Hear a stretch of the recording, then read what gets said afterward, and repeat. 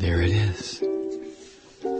Another Moment with Bob, brought to you by your friends at Offshore Drilling. Tonight's moment is entitled Too Stupid to Live.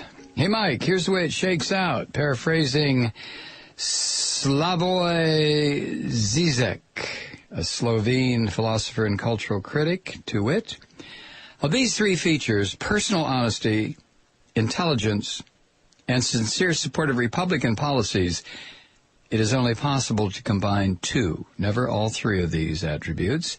If one is honest and supportive, one is not very bright. This is regarding Republican policies. If one is bright and supportive, one is not very honest. And if one is honest and bright, one cannot be supportive. There's no such thing as a smart, honest Republican. I challenge anyone to find this elusive creature. The odds are you'll stumble across the Loch Ness Monster and the abominable snowman playing cribbage in the Vatican before you'll be able to snap a couple of shots of a smart, honest Republican. The fact of the matter is smart, honest people recoil when they come face to face with Republican ideas.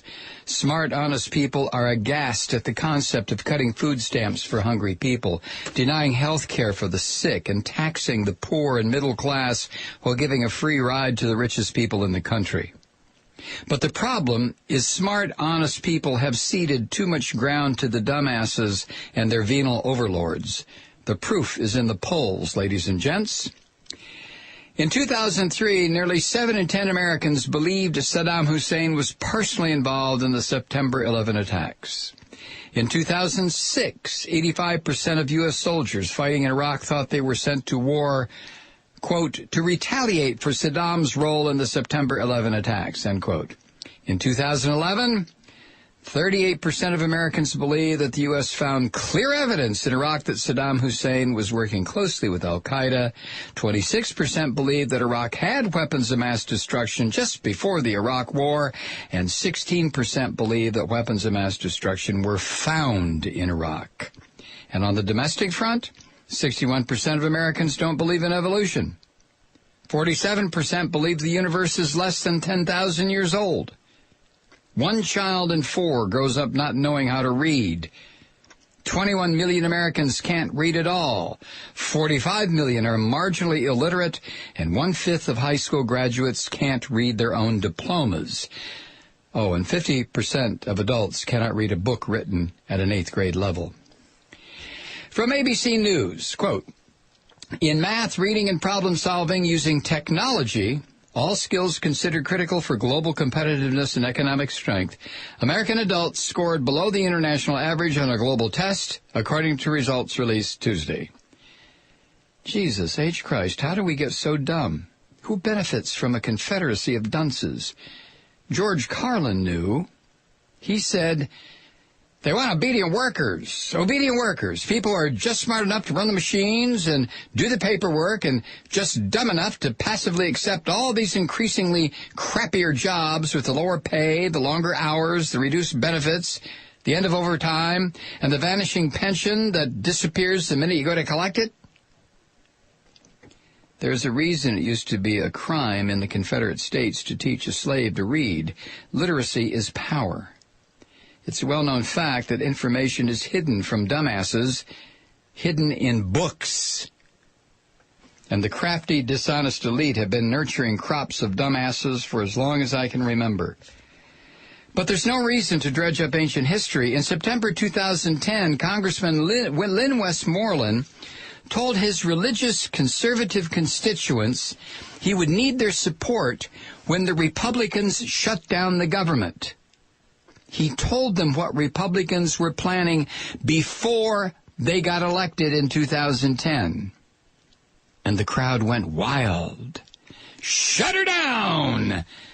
Now all the dumbasses want in on it.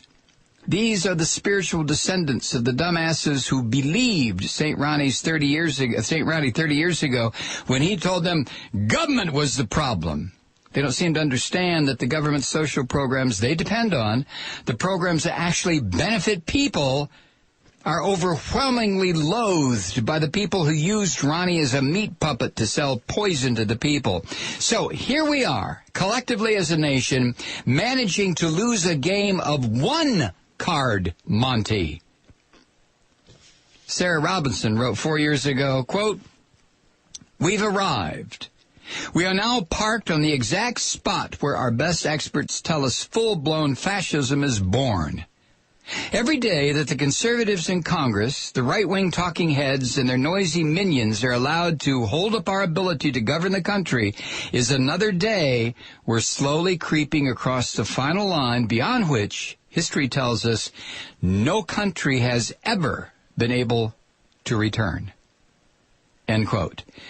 Here's Naomi Klein's The Shock Doctrine, The Rise of Disaster Capitalism, in 25 words or less. Quote, "The corporatocracy creates or takes advantage of social and natural disasters to force their political agenda while picking up the pieces for pennies on the dollar." End quote. Couldn't do it. I used 26 words.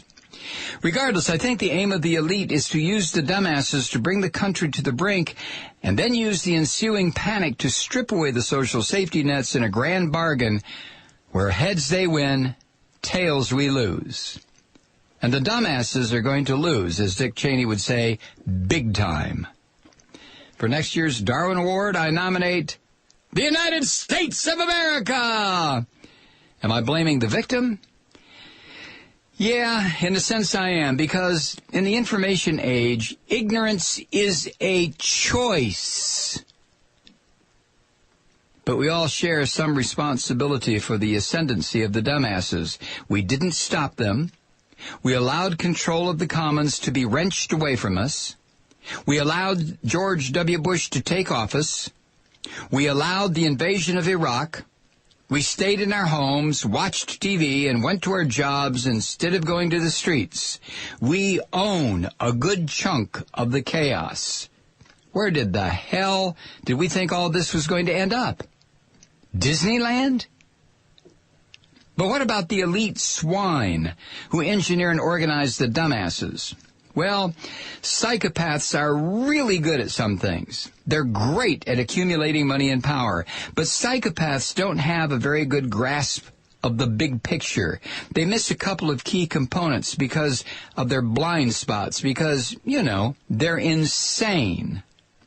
The wealthy win because they think when push comes to shove, they can always hire half the poor people to shoot the other half in a rousing game of, let's you and him fight. They can't imagine their teabagger minions going blood simple and chewing off their leashes. They can't imagine the overriding thirst these religious fanatics have that can only be slaked with apocalyptic destruction. The elite just want a fatter bottom line, but the minions want to get to Armageddon before their next birthday. The beasts and their masters have forgotten this passage from their Bible because they only cherry-pick the parts that further their agenda.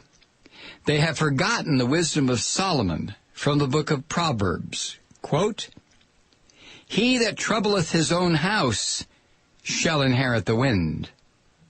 End quote. Is it just me, or is it getting kind of breezy around here? Regards, Bob.